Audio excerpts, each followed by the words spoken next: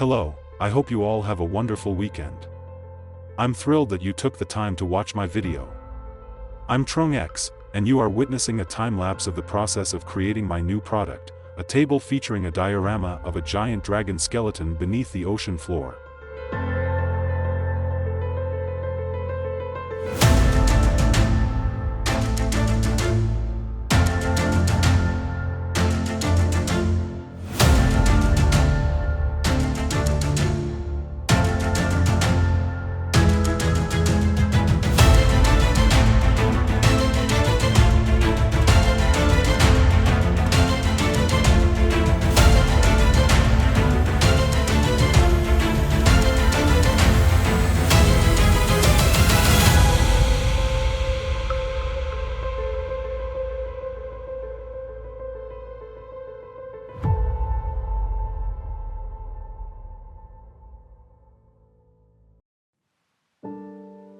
The idea struck me when I was searching for unique-shaped wood pieces in my stockpile. I envisioned a table with half wood and half resin diorama. Since the wood piece wasn't too large, I decided to create a round coffee table, approximately 25 to 30 inches in diameter. I needed to draw a circle, cut the wood according to the outline, and create a mold for the table.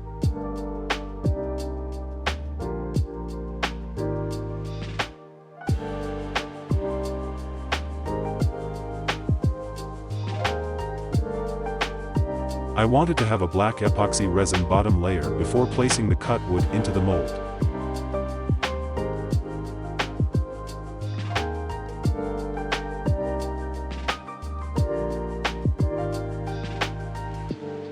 Now, it's time to work on the diorama for the table.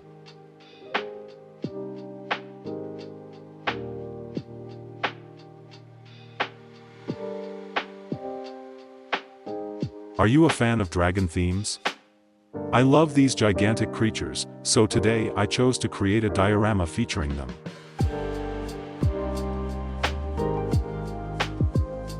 Sculpting a beautiful dragon is quite challenging, but crafting a dragon skeleton is somewhat easier, isn't it? Let's see how I create this skeletal structure. I always make the core using steel wire and then apply polymer clay for the exterior. Once you have the core in the right shape, the subsequent steps become much simpler. They're just bone segments after all. Although you can't rush through the process, it's not difficult. But it requires patience and attention to detail.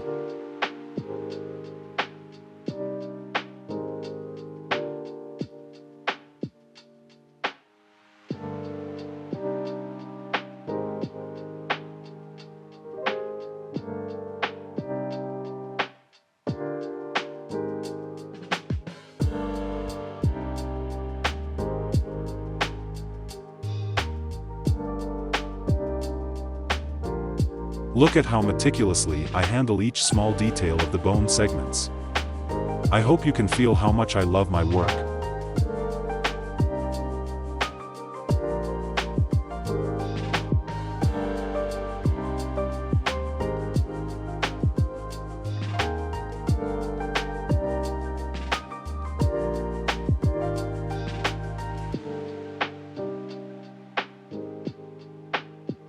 If any part of this dragon skeleton is relatively tricky, it's undoubtedly the skull.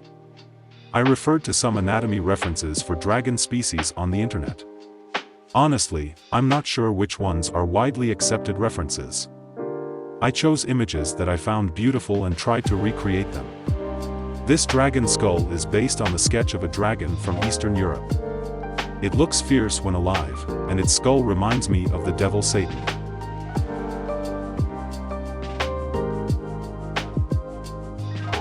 This dragon skull has two long goat-like horns and several short horns.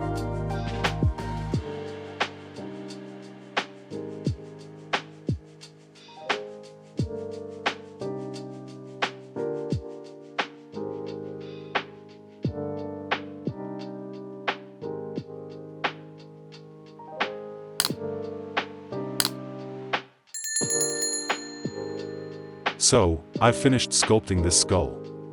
Now, it's time to create the dragon's spinal column.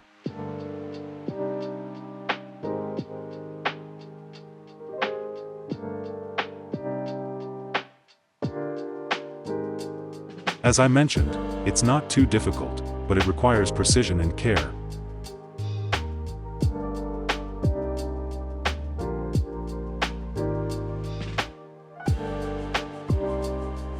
I think that's fine. I'll move on to the next stage, coloring the bones. Bones, of course, will have an off-white tone.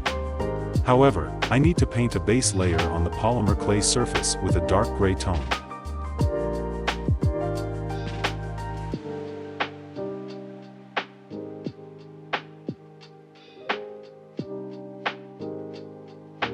After covering the entire bone segments and skull with the base color, I start adding bright colors.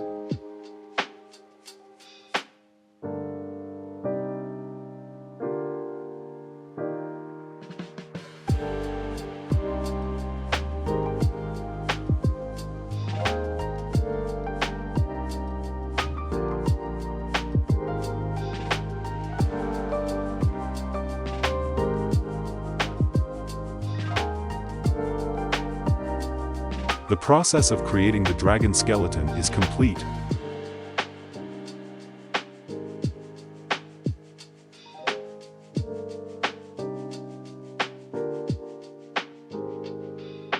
I will now proceed to create the surrounding scene for this skeleton. It's a corner of the seabed near the shore or possibly the bottom of a large lake. There will be many rock formations, sand, and various types of aquatic plants, corals, etc. I'll place the dragon skeleton in the most suitable position and then decorate this diorama.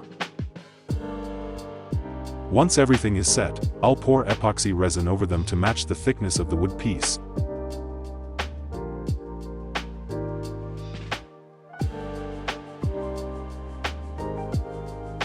A fierce and mighty dragon, it was the terror of this land for many years.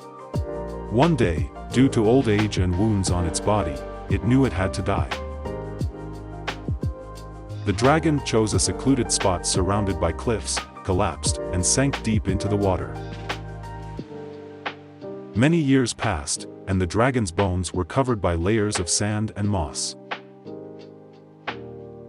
One day, an adventurous explorer on his boat stumbled upon and discovered it. The dragon, presumed dead for many years, was revived through legends and oral stories of the locals. Do you like my story? Let me know your thoughts in the comments below. And if you have any interesting ideas, feel free to share them with me. Who knows, I might turn your fantastic idea into reality.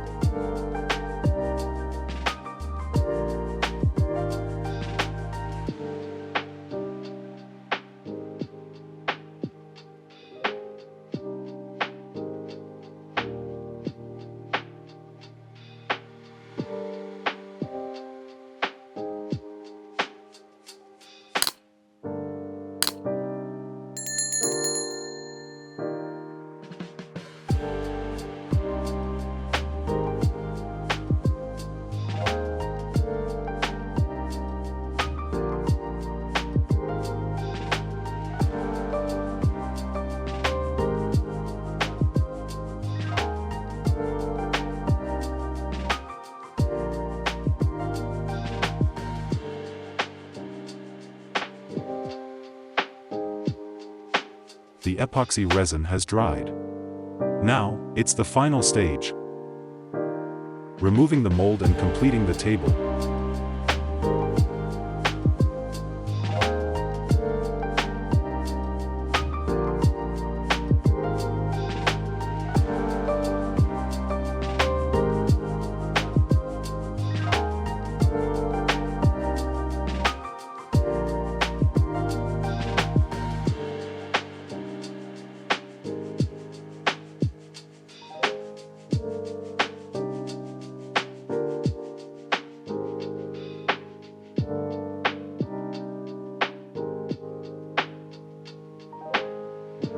The process of creating the resin art diorama table with a dragon bone theme has come to an end. Let's admire this masterpiece together.